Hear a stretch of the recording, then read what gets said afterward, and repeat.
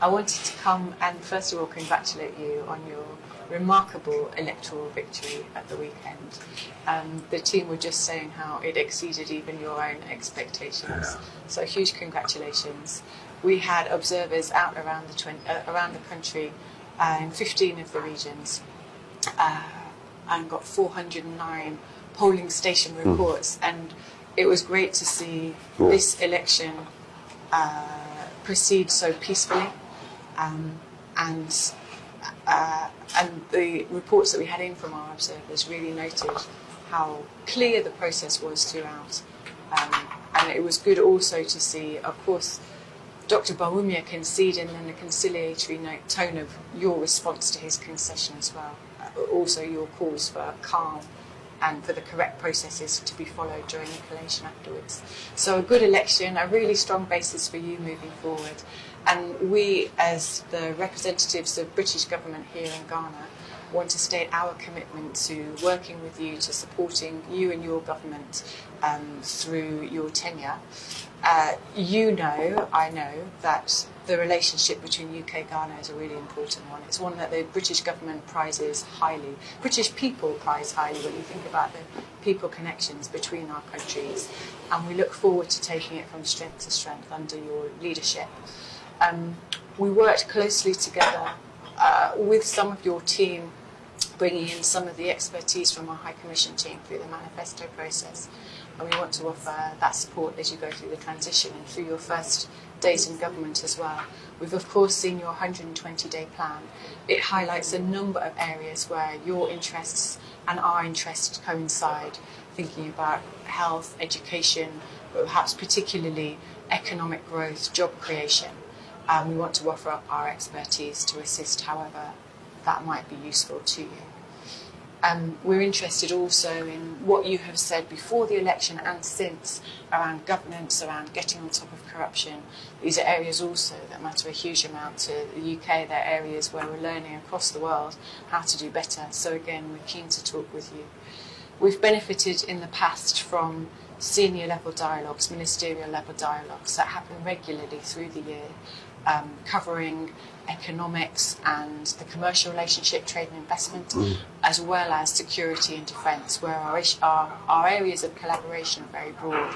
So we're keen to continue to work with you in those areas particularly and make the most of those senior level dialogues. But mostly for now, we want to say a huge congratulations, and we want to offer our support to you and to your incoming government as you take on this huge responsibility, giving us such a significant majority of the vote over the weekend. Congratulations, Excellency, and to all of your team. Her Excellency, Prof. Jane, as well. Thank you. It was assumed, the congratulations were assumed because you had an open door. We've met several times in the run-up to the election, long before the election, and in the run-up to the election. And so we've always had an open channel of communication. And so, I mean, even if I didn't hear from you, I'd assume your congratulations. I'm glad. I hope you also had the message from the Foreign Secretary and the Minister for Africa. Yes, we did. Yes, thank you.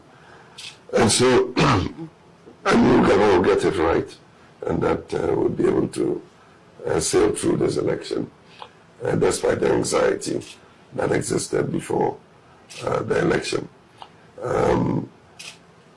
We've always managed in the last minute to pull the chestnuts out of the fire, and I think we did that again. There were a few casualties though, and I do think that it's something we must look into to make sure that it does not become a mark of our elections that people lose their lives.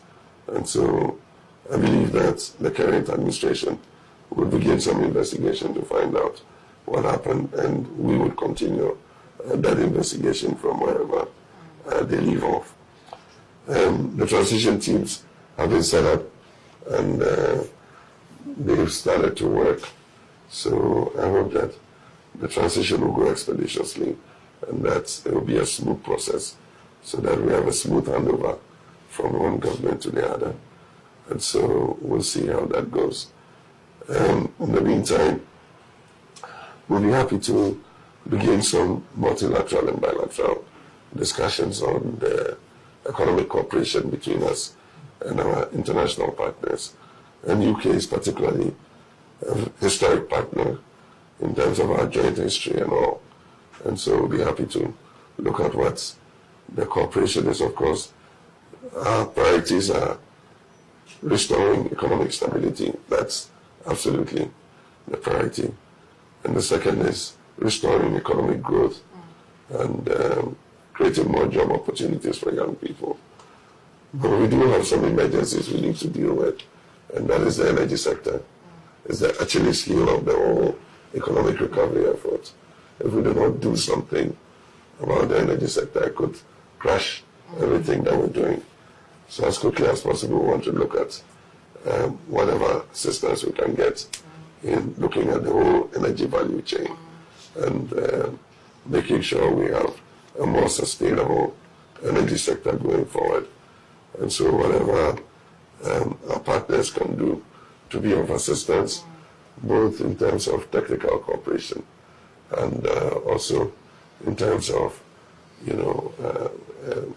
resource mobilization, I think it's something we'd like to look at. Aside from that, I think so far so good. The cooperation we're expecting is what is ongoing. There are few signals that have been raised in respect of some contracts that some parastatals are trying to sign off at the last minute. That will commit government, the new government, even before it has come into office. And so it's something that we've raised a signal about. And it's my hope that the Joint Transitional Team would take a look at it and deal with it.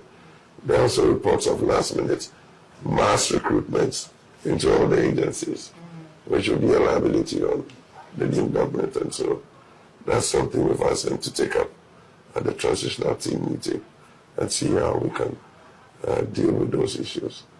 But otherwise, I think we want to thank the UK for all the support and cooperation before, during, and after the election. We're still going to work by consensus because we need everybody on board to be able to move this nation forward. And so even though we have such a huge majority, we're still going to make sure that we carry along the minority and we achieve things by consensus rather than railroading things through. And so I want to thank you once again and your team for this visit.